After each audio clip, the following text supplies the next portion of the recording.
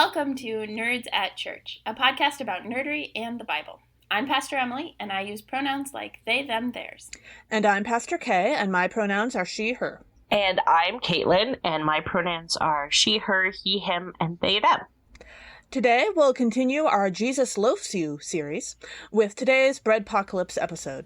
In this episode, we'll discuss the 11th Sunday after Pentecost, also known as Lectionary 19 or Proper 14, which this year falls on August 8th. And we do have one content note for you. We will be talking about eating disorders a lot in this episode, especially during the deep dive. Check out the episode description for links to the Bible passages and other references we make in this episode. So today, for our deep dive, our guest is Caitlin Reilley Beck, who is nerdy about many things, including math, Minecraft, music, and theology. She collects worshiping communities, and he is also a camp director for Queerest and Dearest, an intergenerational Christian camp for queer and trans folks. Caitlin lives with an eating disorder, their partner, 2 housemates, and 5 cats. Welcome. Thank you. We are so glad to have you with us. I'm very excited to be here. So, Caitlin, we are in the middle of our Jesus Loafs You series, in which we talk a lot about food. This episode is titled Breadpocalypse, which is fun, but also gets at the ways that food is complicated for a lot of people and can even feel catastrophic or apocalyptic. So we wanted to talk about those complications, and for this episode especially, eating disorders. Can you tell us a bit about what makes something an eating disorder? An eating disorder there's a range of them, and it's basically disordered behavior, which means things that you do that sort of get in the way of the body's normal functioning in terms of knowing what it needs to eat and acting on that knowledge. So, you feel hungry, or you have even like a particular desire for a kind of food, and you seek out that food and then you eat it. And, your body processes it in that kind of way. And so for an eating disorder, it's sort of a psychological, which is not to say that it doesn't have, brain components or whatever, or like physical brain components, sort of barrier that interrupts that process. And so it can be a number of different sort of reasons and rationales behind that and ways in which that process is interrupted. But those are basically what eating disorders are.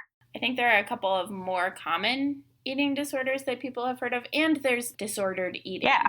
Right. So, a lot of it is relative. So something sort of crosses into an eating disorder when it's getting in the way of your life enough and you notice it to warrant taking action, really, or it's stopping you from living the life you want to live. And I think the medical community has more specific guidelines for what counts as an eating disorder and what doesn't, and what's sort of just disordered eating. But disordered eating itself is, comes before you get an eating disorder, right? So those are warning signs, and those are also things that warrant changing your behavior and your actions. So, and yeah, the commonly known eating disorders, most commonly known, are anorexia and bulimia. And in addition to that, there are eating disorders that are like orthorexia, and eating disorder not otherwise specified is also one. And orthorexia, just because that's orthorexia is basically you think there's a very clear and rigid sense of what you can and are allowed to eat. And so it might not involve the same kinds of quantity limiting, but it would be like, for example, like a really strict, diet where you only ate certain vegetables would be a form of orthorexia. Sure. Yeah. And I know some people have talked about like exercise as part of eating disorders. Would that be in the like anorexia? It can be part of it in any eating disorder, basically. Any behavior you do that is meant to counteract your body's process of needing food and getting the nourishment from that food, right? So some people will do exercise as the way that they're like interrupting that process, right? Basically being, I'm feeling hungry and I need food, but it's bad to eat or whatever. So I'm going to do exercise to counteract the food that I've eaten or whatever. Yeah. Caitlin, would you be willing to tell us something about how you came to learn so much about eating disorders? Yeah, sure. So I was diagnosed with an eating disorder, I would say like 5 or 6 years ago. But it's something that I have been dealing with, or certainly disordered eating is something that I've been dealing with since I was a pretty young child, 9 or 10. And I mean, one of the main reasons that I never sought a diagnosis for an eating disorder before that, or treatment or anything like that, is that, I was a fat kid and I'm a fat adult. And basically, fat people are encouraged to have eating disorders as a part of, the anti-fat world and society that we live in at present. And so, when I was like 9 or 10 and I was being bullied for being fat, rather than counteract that bullying with like, maybe people shouldn't bully you. Here's some help and support in the school environment for you. And you're still a great kid, Caitlin, or whatever. That could be a way you deal with bullying. Instead, they were like, oh, Sure. You're being bullied for being fat. Well, here's how you could not be fat. At the age of 9 and 10. Age of 9 and 10, when yeah.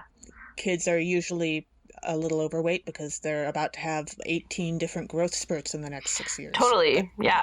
Right. There's a meme that recently went around that's the problematic part of fat shaming is the shaming. Oh, yeah. Yes. Not the That's fat. right.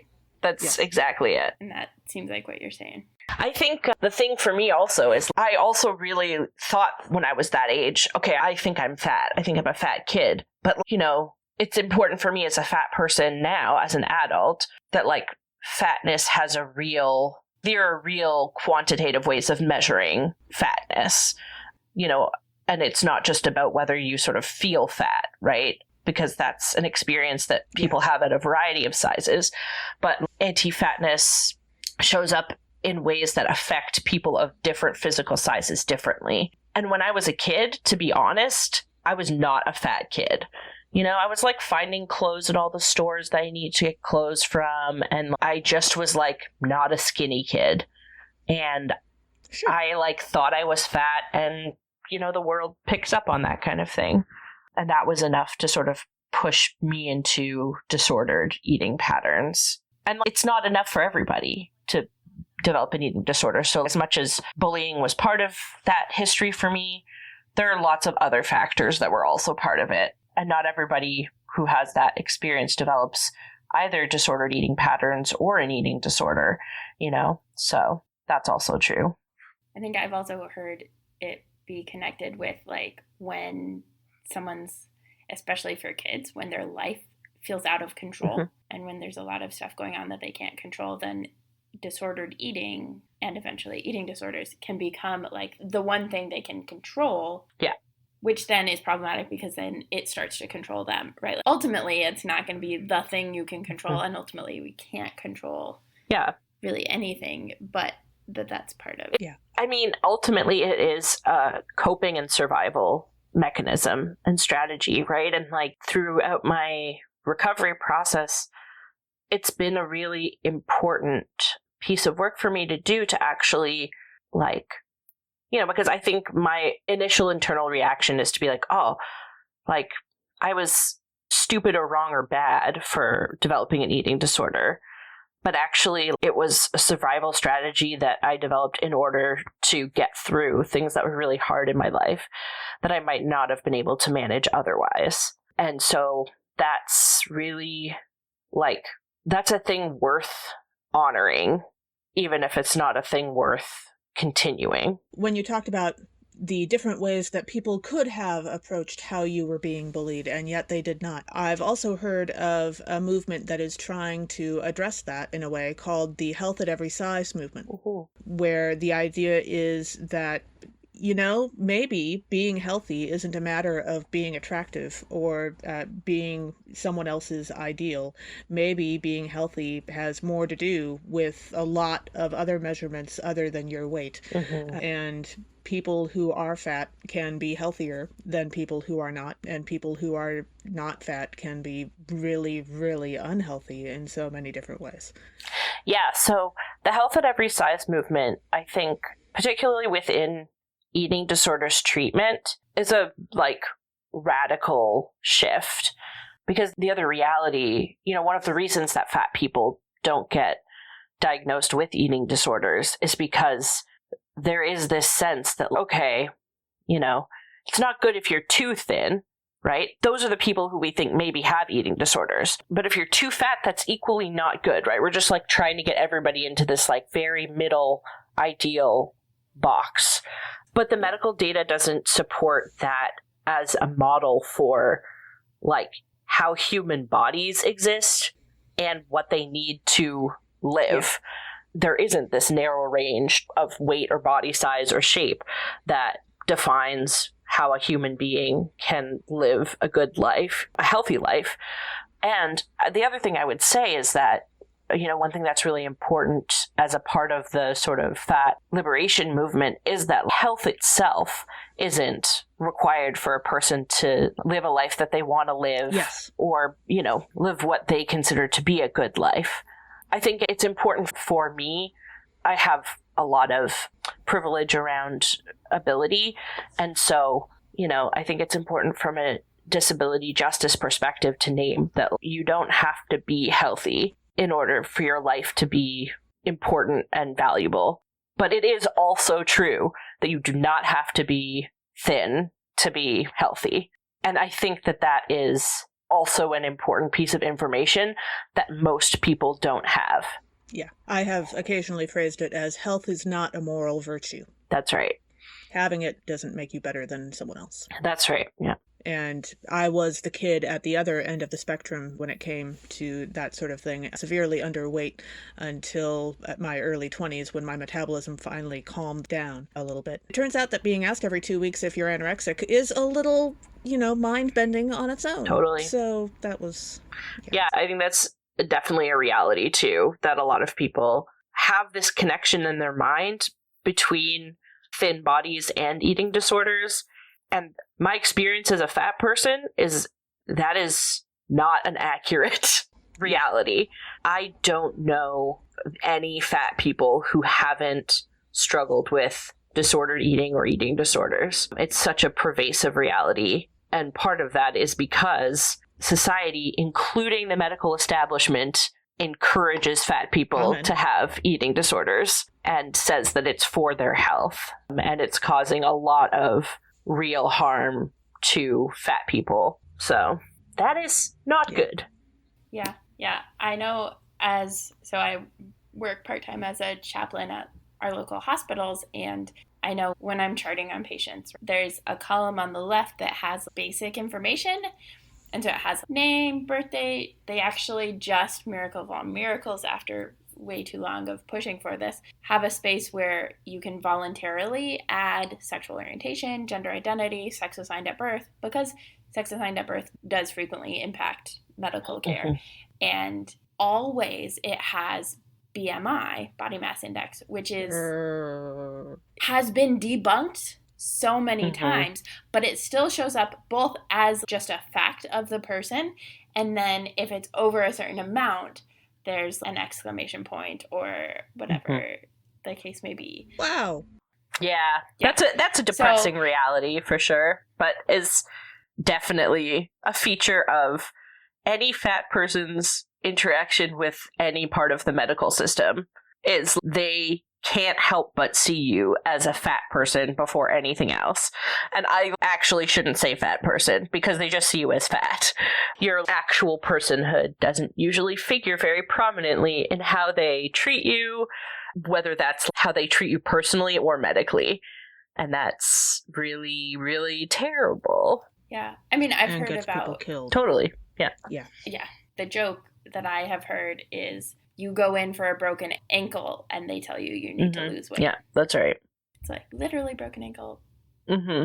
Yeah. Yeah, it's like, if you want the most reliable, treatment and medical information about a condition as a fat person, just like get a thin person to go in and say they have the same symptoms, and then you can find the actual information that they would tell you. Yeah. Yeah, I know a number of people who didn't start getting decent medical care until they started bringing someone else with them on their medical appointments to act as an advocate. Mm-hmm. And that's just depressing. That's right. And I mean, obviously, as is the case, there are lots of other ways in which a person's status as fat intersects with their other identity pieces. Like, I have a lot of privilege as a white person, and I also have learned a lot about how to advocate for myself in a medical setting, partly because both of my parents are doctors. And so I would say it's not an intimidating scenario for me, but it definitely is. It's sort of more like I have learned the techniques that are needed in order to like advocate for the treatment that I need in most cases. But like, lots of people just don't have that background, that experience. And so it's a lot more difficult to get that. Right. The like having a salad clearly visible for the virtual meeting with your doctor while discussing whatever the thing. Or one of my favorite tricks that I learned fairly recently is if the doctor wants to refuse to test you for something, make sure that they put the refusal of the test on the chart. And if they refuse to put the refusal on the chart, then ask them why. And then they will usually agree to the test. That's right. Yeah. There are so many forces in our society that work against people's health while claiming to work for people's health. And one of those forces I can't help thinking about is what I've recently come to call the diet industrial complex. Thank you to Jamila Jamal on Twitter, who has done a lovely job over the past few years ripping them to shreds. And it's amazing how many people this whole industrial complex manages to hurt while also claiming to be working for their health. Mm-hmm. Yeah, that's really... That just terrifies me. That's really true. And Jamila Jamil does a great job, particularly as a very mainstream, popular celebrity, of sort of pointing towards the ways in which the diet industrial complex is constructing lies to control people and to make money. I think that's one of the things that she's best at. And I think, she's also made some significant missteps. Oh, yeah. And of course, she's learning from and standing on the shoulders of, and to some degree acknowledges so many other, fat activists that are also doing this work. That I think is worth saying.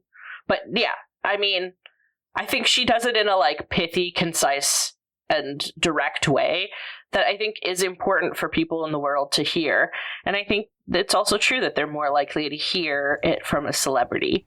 Yeah. Yeah. Yeah. There's a book that I really love that in many ways really takes this on, and it's called Dietland. I haven't actually heard of that one. I love it. It's a fiction novel, but it takes on, so it's Dietland by, I want to say Sarai Walker, so I'm not positive how to pronounce the author's first name, but that sort of reminds me of a couple of pieces I wanted to make sure to talk about, so we talked about the Health at Every Size movement, and the sort of, original theory textbook is by Lindo Bacon, and they're a very cool person, and they have a new book out, which I should preface maybe talking about books with the fact that I don't actually read very many books.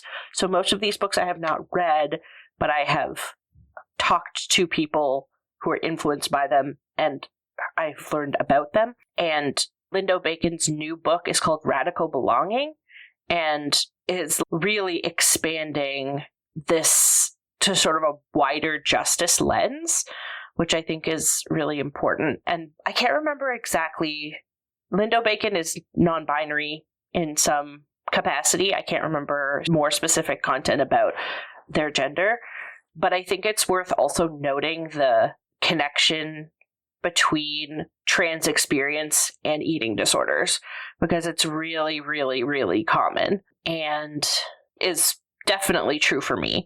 So, and I would say the other piece is our society has this sort of lens eating disorders or perspective about eating disorders, right? But that's like these like thin white women, right? So we sort of talked about how lots of fat people have eating disorders, but like lots of people who are not women and lots of people who are not white also have eating disorders and are not getting treatment sometimes at all, but also the treatment is designed around these thin white women. And most of the people who are in eating disorder treatment, like as staff, are white women. And that has a real impact on how treatment programs can be accessed by different people. So, there's a really high level of, especially like exercise-based eating disorders in gay male communities, but also in communities of trans men that are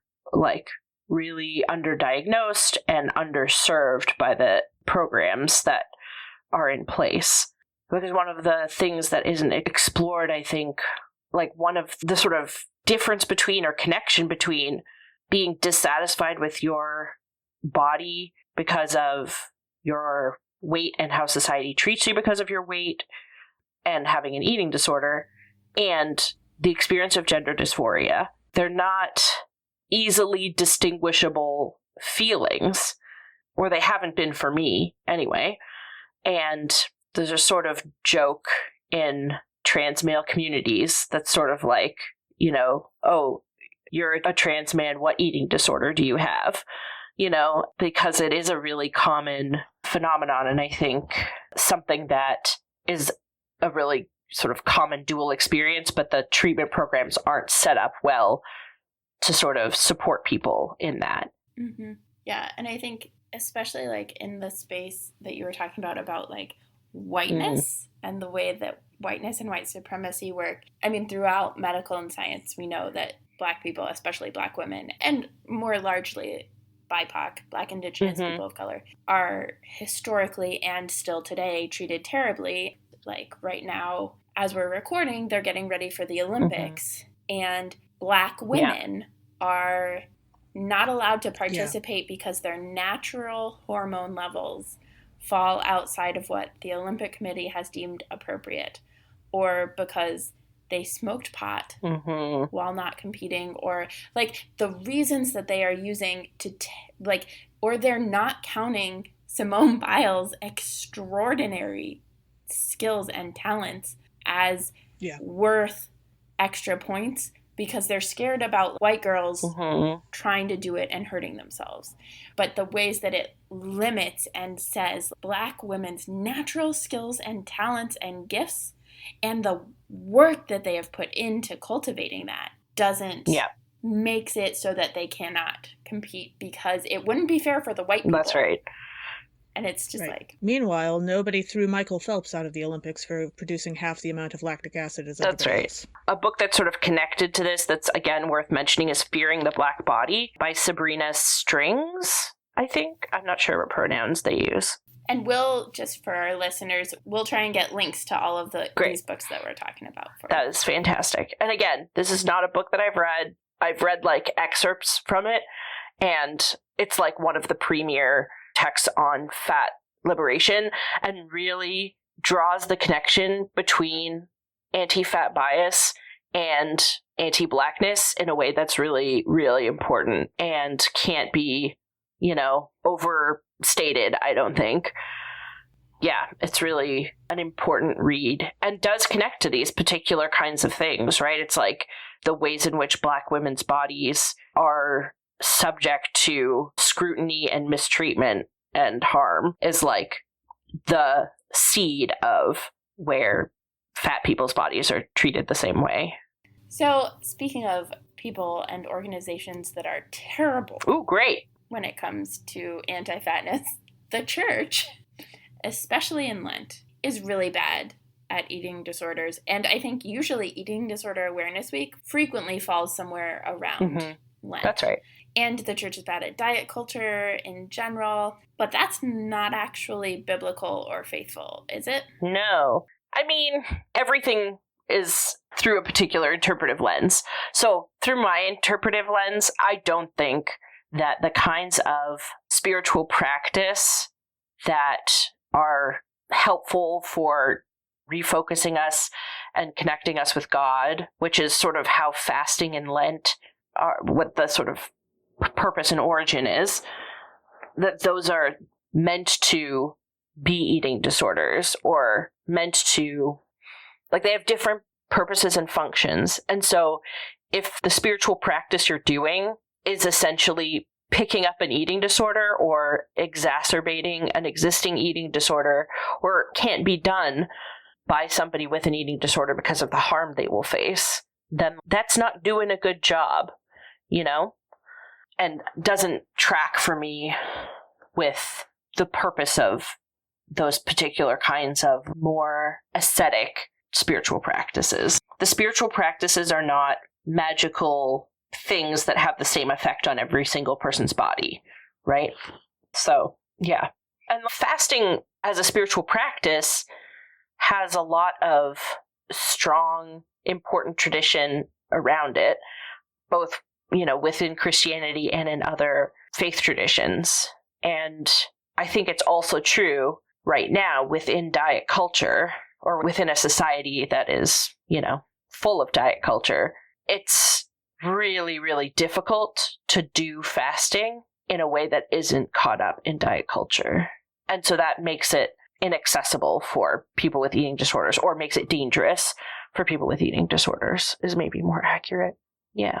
I know in the last several years, I have done more along the lines of picking up a practice. So I love to do praying in color, which we've talked about before on the podcast. And so I'll pray each day, or like our congregation did a prayer calendar for everybody so that everybody could be praying for the congregation during Lent. And there are other options. Oh, yeah. Particularly within Christianity. I do think that that is more and more encouraged in congregations, which I see to be a really good thing, right?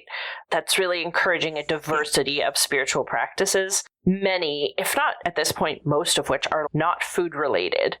And I think that can be really, that's a positive thing for people with eating disorders and other kinds of, you know, food access and connection issues as well. That's, food yeah, exactly. Yeah. Yeah. And I would also throw out there that if you are part of a tradition that has fasting or something like it as part of your spiritual practices, and you are taking an exemption, my understanding is that generally one of the rules is if you're taking an exemption, you don't have to tell anyone why. Mm-hmm. Like, you are, in fact, often encouraged not to. I think the other thing for me that is useful for my own spiritual practice has been, like, Lent as an experience of, like, I have to be conscious and make a, like, different choice that, like, maybe other people in my faith communities don't quite understand or whatever. But it can be a real experience of God's grace that, you know, Lent and its gifts are still available to me, and that it's important to God that my spiritual practice doesn't cause me harm. And that, I think, is a really powerful spiritual experience, particularly for somebody who is recovering from, you know, an eating disorder, where you have this sort of mentality that causing yourself harm is good for you and something that you should be doing. And so, you know, that's a really positive thing that the faith tradition offers to people in that situation. And I do want to... That's beautiful, and I hadn't thought of it that way.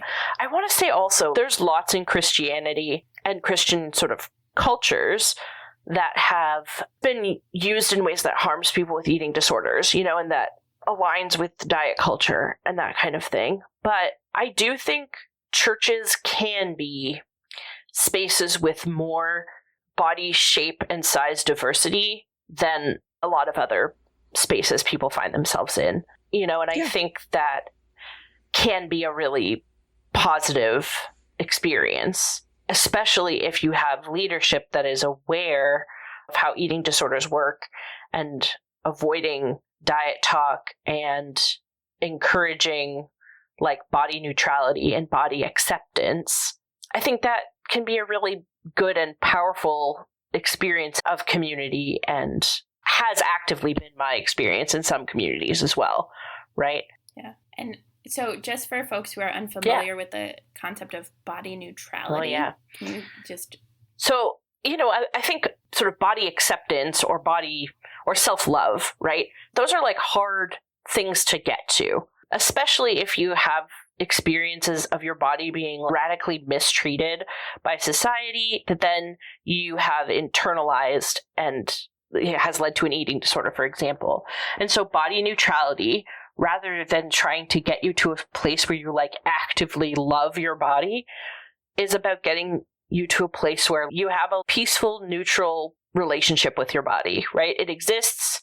It is your way you experience the world. You know how to do the things that you need to do to take care of it, but you don't have to be in love with it. And I think that can be a really freeing sort of goal or place to land when you have a really fraught experience with your body. I think often the idea of body like love and acceptance, it just feels really hard, and body neutrality gives you a way to exist and live and be fine. And that's a good place to aim. Yeah, that makes a lot of sense. As you've been talking about this, we've kind of like dipped our toes in this a couple of times, but you work with youth, I do. Right? Particularly at Queerest and Dearest, which is intergenerational, but also in general.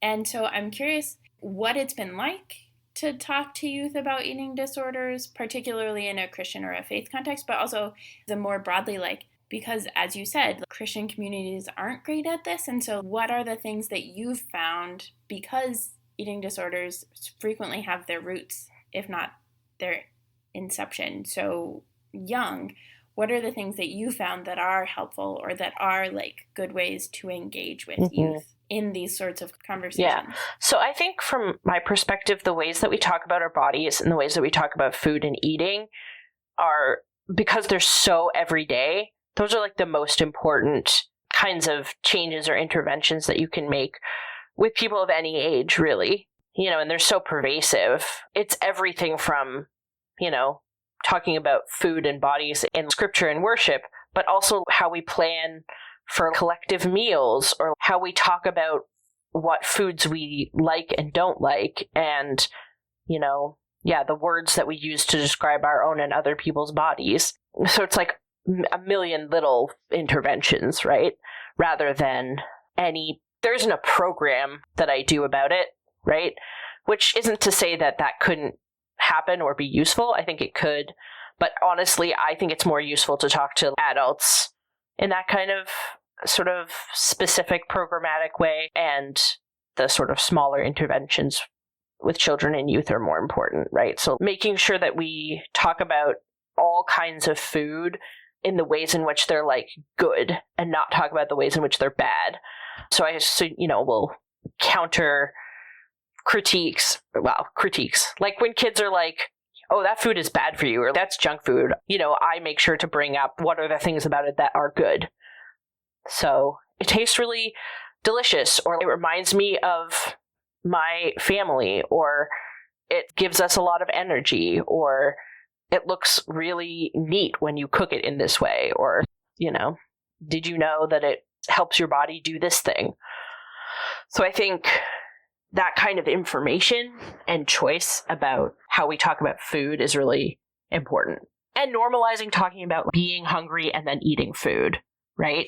Because I think paying attention to your body's cues like that, that's one of the things that I actively really had to relearn and am still relearning as a person with an eating disorder. And so making sure that snacking is an available option, right? So I wouldn't have a rule at youth group that's like, you can't eat at youth group, or you can't eat certain foods at youth group, right? It has to be a space where people can pay attention to those body cues and follow them. Mm-hmm. Yeah. Unless somebody has like a really intense peanut allergy, in which case we would say. For sure. Yeah, that's right. But yeah. Yeah, obviously whatever you are doing does have to not cause active harm to the other people around you. But in general, like giving people options and providing them with ways they can do the things they need to do to take care of their bodies, it is an important part of youth group. And I think that one of my regular community norms is bodies will be bodies, which for me means like sometimes your body needs to go to the bathroom. So when it needs to go to the bathroom, you are able to take it to the bathroom, and this is the one I say for younger kids all the time because they love it. I'm like, sometimes bodies fart, and farts are funny, and sometimes they smell gross.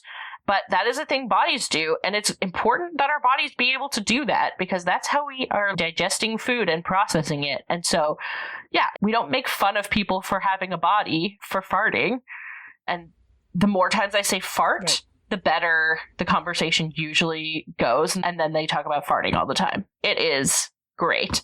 And I think that's the kind of thing that I try to make everyday conversation. And I think the most challenging thing for me is that parents have a lot of different relationships and experiences with food and like rules that they're teaching their kids or that they have for their kids around food. And that's really tricky. Oh, yeah. Like one of the first things I sort of did when I was in eating disorder recovery, which they actually sort of help you figure out, is what are the things that you say when people are using like food shaming language or fat shaming language around you, and what are one of the things that I often say is, or maybe food has no moral value.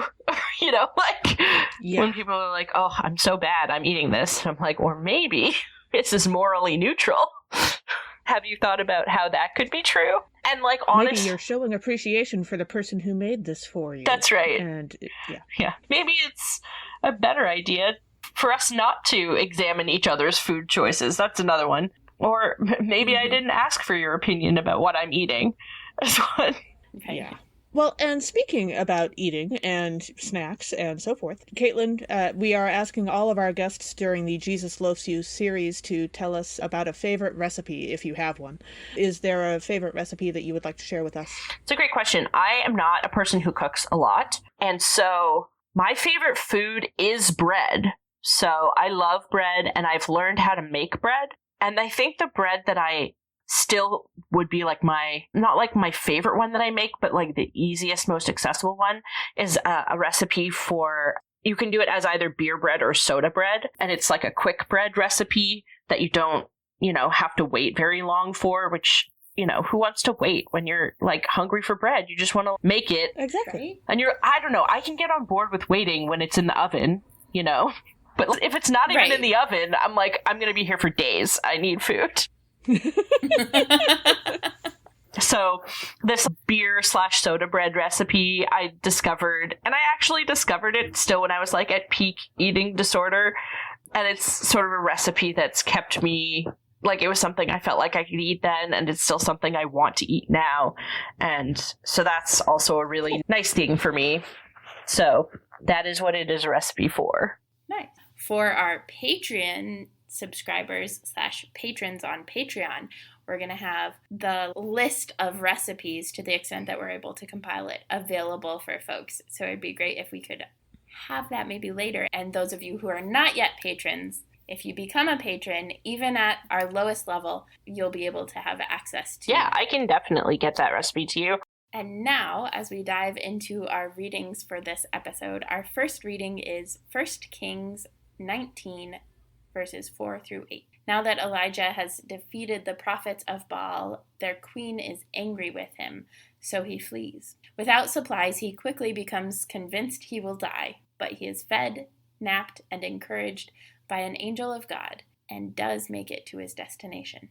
So one of the themes in this passage, which I brought up, I think, maybe in our last episode, is the concept of halt. Some people who need caffeine call it chalt, but when you're feeling agitated or that sort of a thing, to ask yourself, are you, if you do the C, caffeinated, but are you hungry, angry, lonely, tired? And in this case, Elijah is both hungry and tired, and probably angry and lonely because he just took on like people who want to hunt him down and kill him. I don't know if caffeine was a thing in biblical times. Yeah, I think no, it wasn't. It probably was like naturally, but I think coffee came along maybe a bit later. Yeah, but they would have had tea. Positive. Yeah. Yeah. But I think about this, and I think about, I've been listening through the book Insurgent, which is part of the Divergent series, and Tris just got back from not dying in Erudite headquarters. and she comes down for breakfast and is handed eggs, which generally is a food that she likes, and she doesn't feel like eating. Like, she just doesn't have an appetite at that moment, but also knows that she needs to eat because her body needs that nourishment. And so she takes the food and eats it. And I was thinking about this, especially as we talked about eating disorders, right? And she knows her body needs it, even if her emotional sense is not wanting food.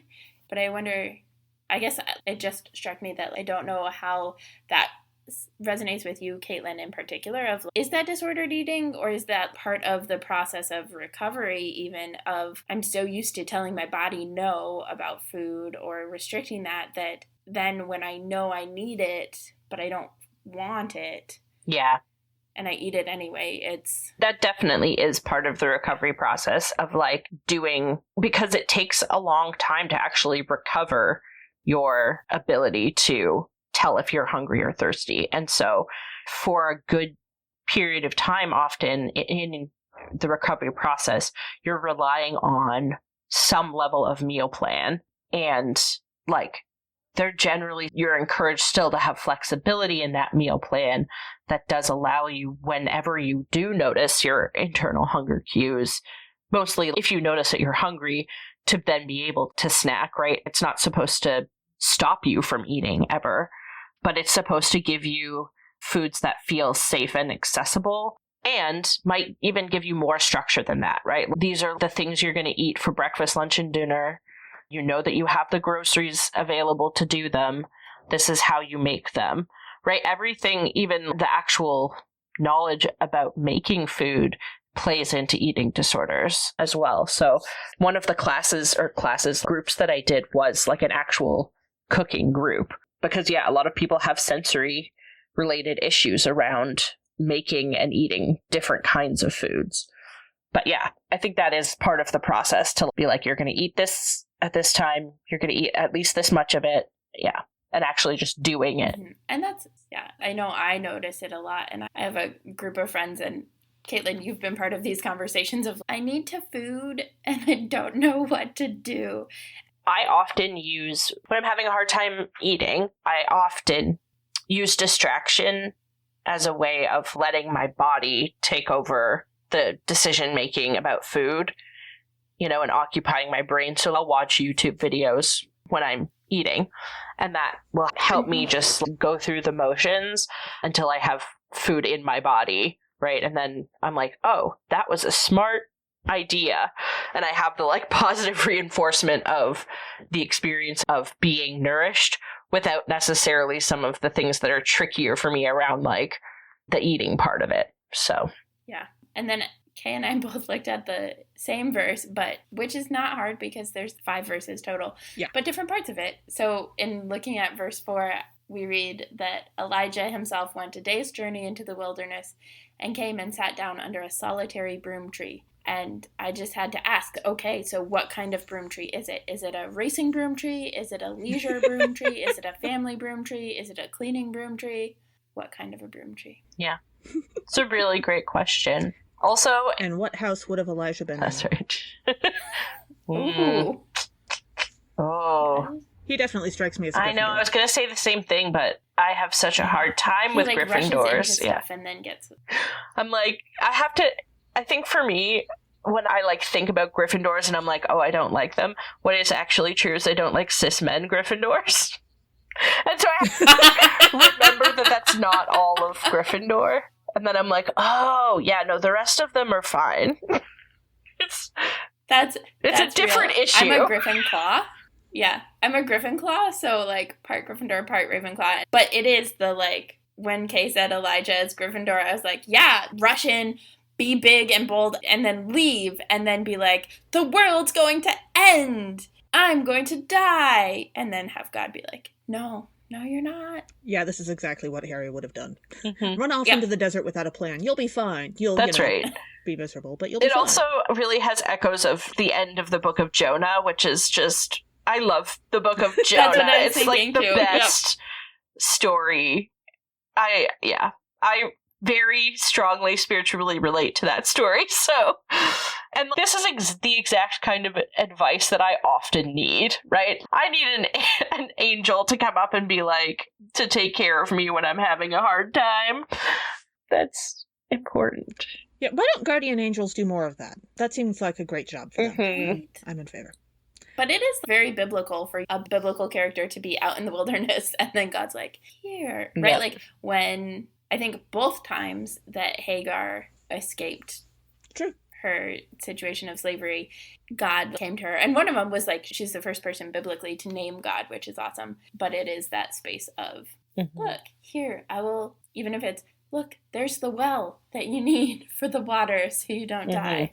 That's right. I also think in this reading, these very practical ways of taking care of people are so gendered and so often work that, you know, women do and have done for a really long time. And I think in a lot of ways, it can't be overestimated how much that care work actually makes a difference for people's lives. Yeah. Yeah, I've noticed when I run a funeral, I ask people a little extra, have you been eating? Do you need to eat something? Are you okay? And that can be really helpful on the one hand, and on the other hand, it is also totally because my grandmother taught me those behaviors. I am being my grandmother's granddaughter when I do that. Mm-hmm. Yeah. But I did that too when I had funerals in a previous congregation. I would specifically say, okay, now you as family need to eat. So how are we going to arrange the meal after the funeral so that you get priority in order to eat? And a lot of times it still ends up being that they're the last ones to eat. Also in verse 4, we hear Elijah say, "It is enough now, O Lord, take away my life, for I am no better than my ancestors." Okay, that is a terrible bar to clear in order to declare who gets to live, Elijah. No, that is not the rule we're going by. You need a nap and a snack and possibly a Snickers bar because you are cranky. Yes. Now I'm picturing the Snickers commercials where you're like... Exactly. Yes. Sometimes capitalism is not an entirely bad thing. I will totally steal the funny "you need a Snickers" conversation. But now that I have actually seen Frozen 2, which I believe actually is almost entirely thanks to Emily plugging it so many times. Wow. Yes. I can say with some certainty that we cannot all be Princess Elsa and the answer to all of our grandparents' sins. That is not how the universe works. And Princess Anna, who is actually the one who makes the tough decisions. Yeah. And so... being no better than your ancestors doesn't mean you have to die. That is not how that works, Elijah. No. Mm-hmm. Have a snack. And a lot of us are learning from our ancestors and trying to do better, and so might actually be, in fact, better than our ancestors. Some of us are even trying to encourage other people to learn from their ancestors, even when they don't want to. But # critical race theory. Yay. Our second reading for this episode is from Ephesians chapter 4, verse 25 through chapter 5, verse 2. The author instructs us in how to live, generally that we should try to imitate God in what we do, remembering God's constant and self-sacrificing love for us. So one of the themes that comes up kind of every other sentence practically in this reading is the power of words. So it's telling the truth, it's repairing conflict that is angry conflict and those sorts of things. And the obvious one is spells, right? Spells are powerful words, quite literally. But I remember I have only watched the first half of Practical Magic for River Reviews, which is a thing we do where we live Facebook a movie that a friend of mine has never seen. River, who's been on our podcast. But in Practical Magic, there's someone who comes to the sisters and wants this spell book for her partner and wants her partner to love her more or whatever. And the phrasing she has is, "can't live without me." And they are talking about it beforehand, and then in the casting of the spell, she says, "can't live without me," and she hadn't said that before, and so they're like, be careful what you wish for. Yeah. The book is really good, too. Oh, there's a book. Alice Hoffman. I didn't know there was a book. Yeah, we were watching this one because there's a lot of queer coding that we were excited about in it. Also, I really want that house. I like the movie, but I love that house. In verses 26 and 27 in this reading, we read, "Be angry, but do not sin. Do not let the sun go down on your anger. Do not make room for the devil." Basically, I read this as don't let your anger fester and grow and twist inside of you until somebody involved dies or you commit like a felony without really realizing what you're doing. That's not a good plan. Maybe staying up until all hours arguing won't help in the hopes of not letting the sun go down on your anger. Like, that is not always the ideal way to address it. Sleep might help you address what your actual problems are in the long run. But also, please just address your anger, acknowledge it, and talk about it, and talk to the person that you're angry at, and then try to fix it. Don't just let it sit there and expect the other person to be telepathic. That does not work. At least not in my experience. If people know people who are telepathic, that may require a whole different set of how to deal with anger, I suppose. But even Jesus got angry. There's that whole incident with the money changers in the temple. Just please don't be like a Batman villain who sits on their anger until suddenly they need a hideout and minions and a gimmick to express emotions. That is not a life goal, okay? Yeah. If you want minions and a hideout and a gimmick, then, well, as long as you pay your minions properly, I might not necessarily have a problem with that, but that can be a fun thing instead of an angry thing. Yeah, I was thinking about that, and the best model that I have come to with in relationships I'm in is we're going to talk about it when we're angry, and if we get to a point where we need a break, it's, I need a break, let's check in X amount of time. And then, like, at that check-in point, either we return to the conversation to finish and continue it, or we say, I still need more time, or whatever. But there's the, like, making sure you're not just saying, I need a break, and then it just disappears, and you don't deal with the conflict ever. Yeah, that's right. How it worked growing up. Yeah. I'm interested in this verse 28, that thieves must give up stealing. First of all, that's sad news for me. I was like, I love stealing. Because you're a rogue? I mean, I am in D&D, so there is that. All of my Skyrim characters are just going to be out of work. That's right. Yeah. It's like, I don't know, I love a good heist, but I don't know. When I look at the second half of the verse, right, or like really the end part that's so as to have something to share with the needy, it does make me then make the connection that maybe what makes something stealing is that you're not sharing with people who are in need, right? That it isn't actually about the, I don't know, unlawful taking of things, but it's about hoarding and not sharing what you have. Yeah, I was thinking about that because that was the verse that I connected to too, and it just occurred to me as you were talking, because I was like, obviously this is not taking into account people who are living in situations of poverty where they cannot get out of poverty and resort for stealing.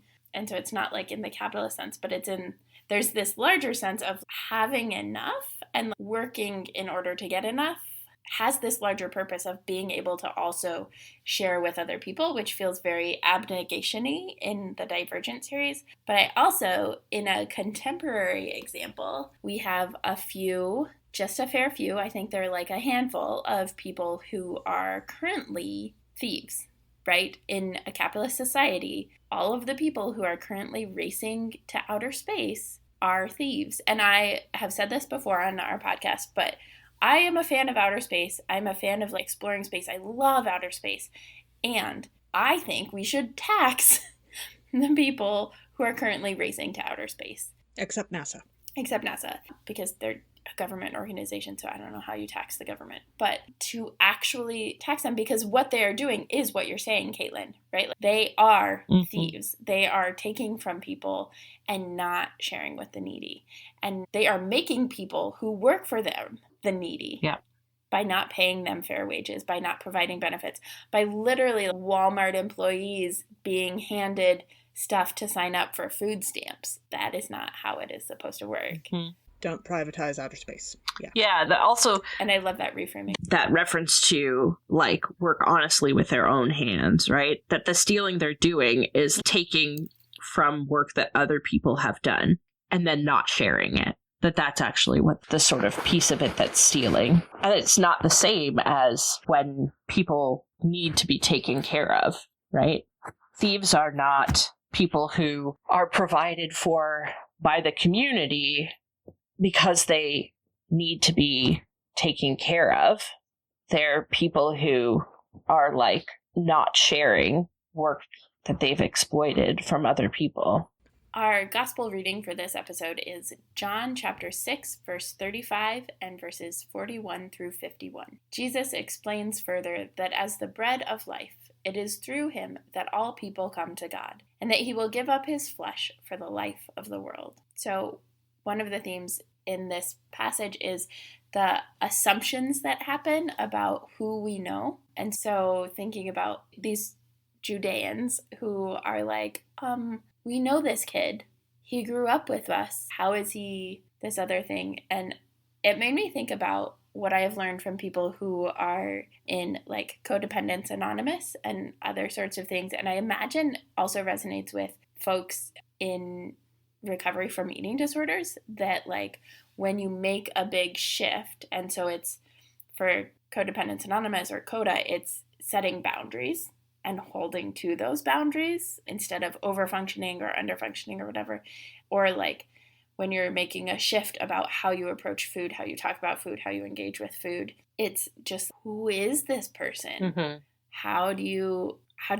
Yeah. Like, how are you the person that I thought I knew? And it's like, well, I'm trying to be in a healthier space for myself. Yeah, I think for me, one of the things that's hard for me is looking back on the earlier years that I was doing children's and youth ministry when I was like peak eating disorder, and how much I ended up projecting my disordered ideas about food and health into those spaces. Mm. And I think like how much that was like well received and encouraged by sort of our culture and society. Whereas now I'm having to do a much more countercultural piece of work than I was before. So yeah, it's a difficult experience and line to hold when you're trying to do something that's like better for you and it's received as worse. Mm-hmm. And I think there's a space, particularly with what you're talking about, of looking back on things that we have done. And I think this has been maybe a Facebook meme, but acknowledging that a lot of the trauma response and trauma things are from times when that was necessary for survival. Mm-hmm. And so we, as humans, develop patterns that help keep us alive. And if my past is very traumatic and I have trauma in my past, I had to develop coping skills that now, as someone who's not in those situations of trauma, are not helpful coping mechanisms, but they were then. Mm-hmm. And so having that space and that grace for myself to say, that is what I needed to survive that time, and it no longer serves now, so how do I shift to a different coping mechanism or a different way of being that serves my purposes now? Yeah. I also was thinking about this, and I'm reading a fairly new young adult book called Dear Martin, which is about this kid who is writing letters. He has this project that he's doing for school of writing letters to Martin Luther King Jr.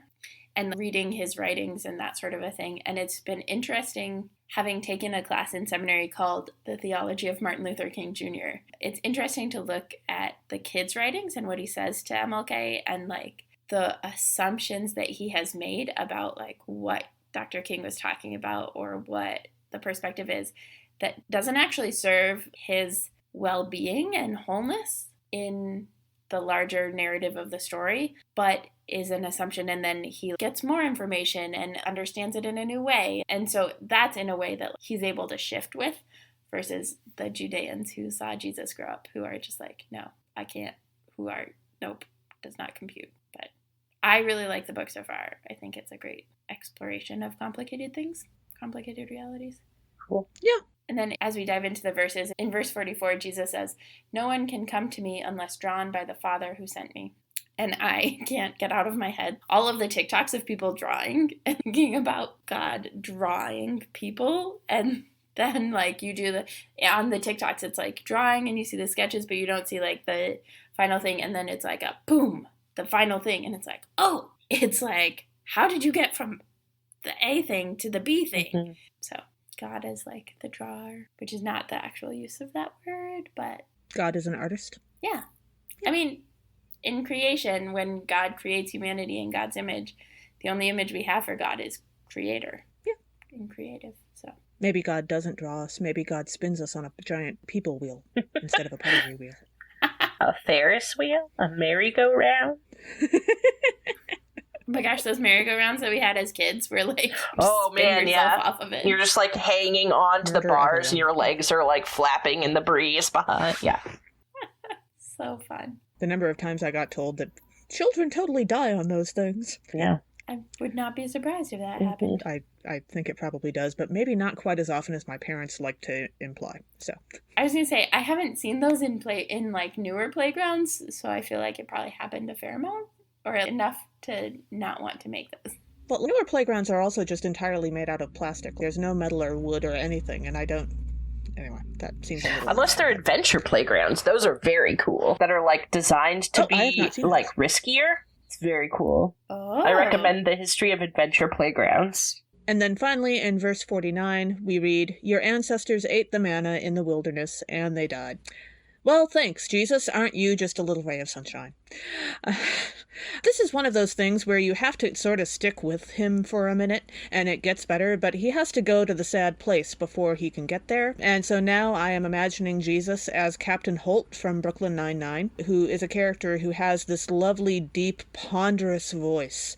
But the thing about having a voice like that is that it is always so very easy for us to take much of what he says to sound like he's being horribly depressing all the time because of his voice. But it's only when you really listen to him that you find out that he as a person has a lot of hope and actual joy to him. It's hard for that to come across because of the way that his voice sounds. So sometimes you have to pay a little closer attention to discover that there's a little joy there too. He is also someone who has an interesting relationship with food as a character. Yeah. One of my favorite moments is when he is describing his ideal food situation, which is that there'd be like bricks of flavorless, colorless things that would give you all the nutrients you require.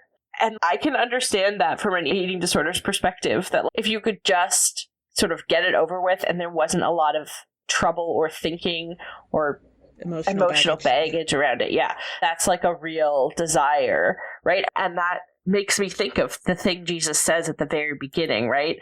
Would have been really appealing to me, that you will never be hungry and you will never be thirsty, that you will sort of just be taken care of and you don't have to worry about those daily pieces of, care work that you need to do to live. And so often in our household, my partner and I will just be like, ugh, we have to have food again? I feel like we just had food. Like, why do we have to constantly have food? It's just so frequent that happens. And I don't like to think too much about the fact that I am going to have to keep feeding myself the whole time I'm alive, or I'm not going to be alive anymore. That's a lot of work. That's a huge commitment.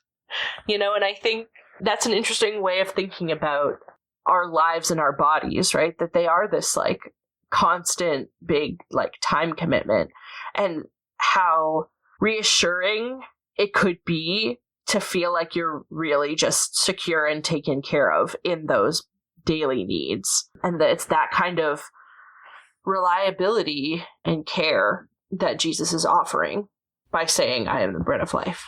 And that's a great argument for a universal basic income, right? It doesn't take care of all of those pieces. There's still the practical sense of having to provide the food. But when you're not constantly trying to work or find work for enough money to then do all the work and then also make all the food and then also clean all the house, yes, definitely all of those different spaces, but to have.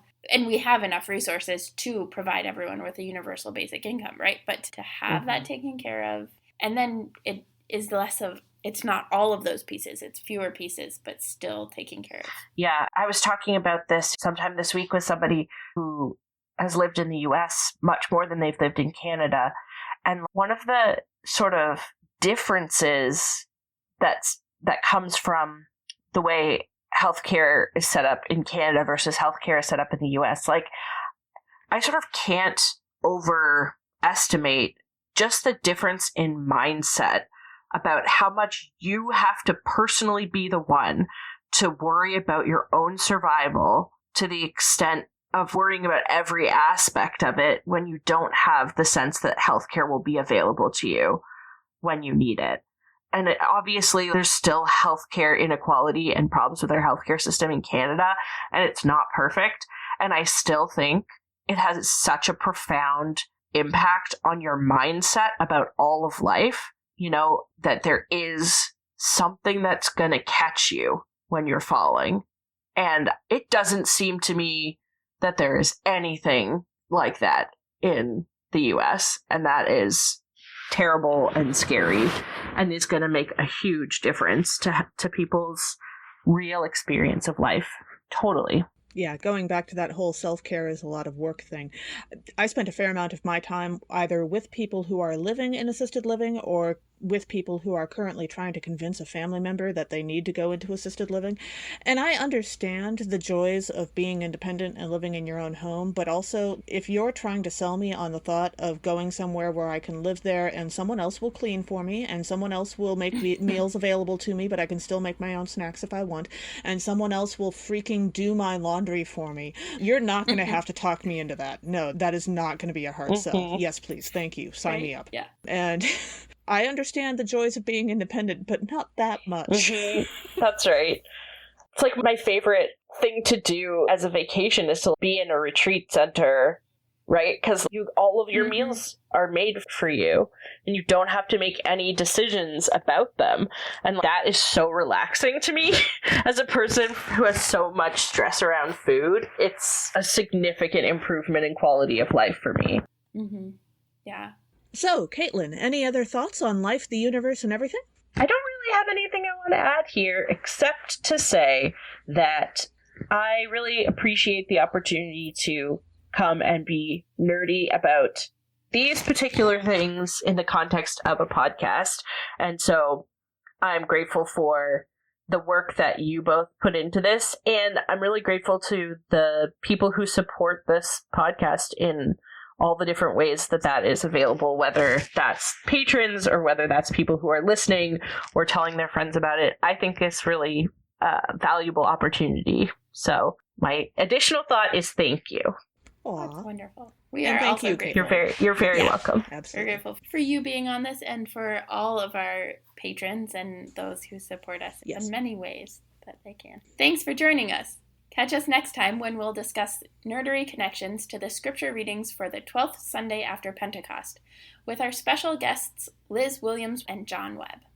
This podcast has been produced by us, Emily Ewing and Kay Rohloff. For more fun, check us out on Twitter and Facebook at NERDSATCHURCH, Nerds at Church, or contact us at nerdsatchurch@gmail.com. Also, if you like what you've heard, rate us or leave us a review on Apple Podcasts, Facebook, or wherever you catch your podcasts. If you want access to our full guest episodes and interviews, support us on Patreon. And our recipes from this series. Support us on Patreon at patreon.com/nerdsatchurch. We hope Patreon can help us get our episodes transcribed for those who need or prefer that, though if you want to help us with transcripts, let us know via email or social media. As the ancient Christians said, Pax vobiscum.